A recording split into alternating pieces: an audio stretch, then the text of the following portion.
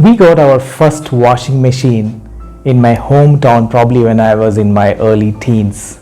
And I was the one in the home who always nags my parents to get the new things from the market. And I love to see these machines in action and helping how it automates things at home. Now, the outlet of the washing machine in our ancestral home used to go to a backyard. That means the water flows out and helping the plants. And then we found an issue with that. The outlet was an extension of the washing machine using PVC pipes, and it was always open to the back.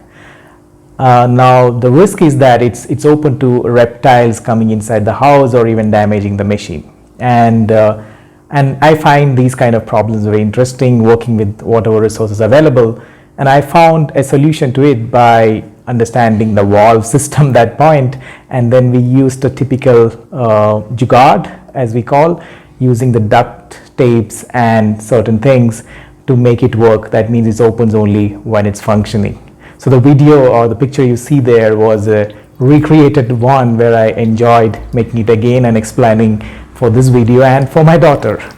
I'm sure all of you would have done these kind of jugaads or creative things in your home improvement or other areas. Each idea is measured on its originality and usefulness. So the creative ones, which is functional, would be scoring high on both. Otherwise it could be bizarre or it could be looked at as unsustainable. I learned further on this way of innovating, and there is a term called systematic inventive thinking, or SIT, or there is a book named Inside the Box which talks more about this. Now, systematic inventive thinking is about making anybody creative. That means there is ways and means to make creative ideas work. Now, one of the examples which everyone refers is the way Fosbury changed how high jumps were done. Till 1968, high jumpers were actually either straddling or doing a scissor jump. Till Fosbury, who had an issue with this scissor jump, invented the way what we see now. That means he flops himself, putting his hips up and turns it down on the high jump, and that made it really a leapfrog in the way high jumpers were done. This is a famous example in terms of how, within the limitations what Fosbury had, made this high jump the way it is now. Systematic inventive thinking, or SIT, provides 5 different ways to think on these lines to make creative products and services.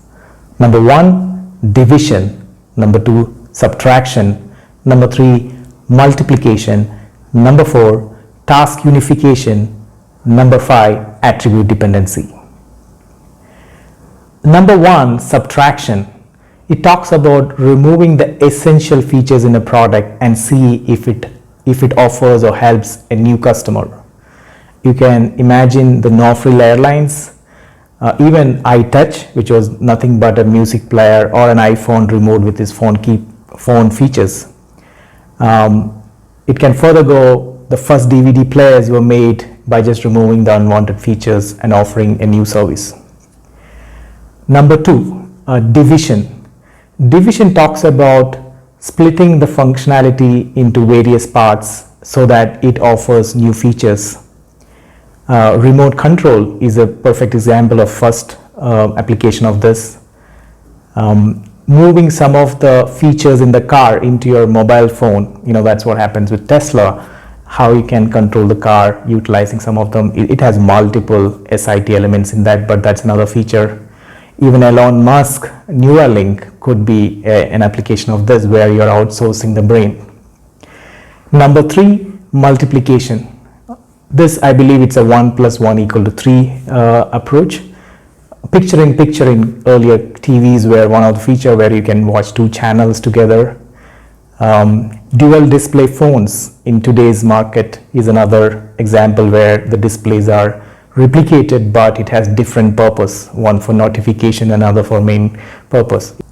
The Gillette razor is famous for adding the number of blades, but it does different features as each blade has its own. I think now it has gone to 5 or 7 blades. Number 4 is about task unification. That means you're combining two features together or able to deliver a related task for higher impact. For example, building ads on a moving taxi, right? It serves two purposes. Even today's world, I believe even COVID-19 mask, imagine a mask which can also detect virus, that does a dual purpose. So there are many examples on those. Number 5, attribute dependency. That means you are creating certain features depending on another attribute. For example, one of the things about car is about rain sensing wipers or automatic headlamps. So as soon as the rain starts, your wiper starts working, or as soon as it's dark, the headlights gets on. Maybe another feature in today's world is that when a lot of things are happening at home, you can have pandemic related solutions. Your help desk person can also cater to your CRM needs. He could be, or he or she could be, the first respondent for sales. So these are the top 5 or the major 5 SIT way of thinking. And I'm sure these are the times when I'm sure many of the companies and people are thinking under constraints, and there is no better way than applying one of these and making it your next product. Thanks for watching. Thanks for sharing my small brain bite. See you next time. Have a good day.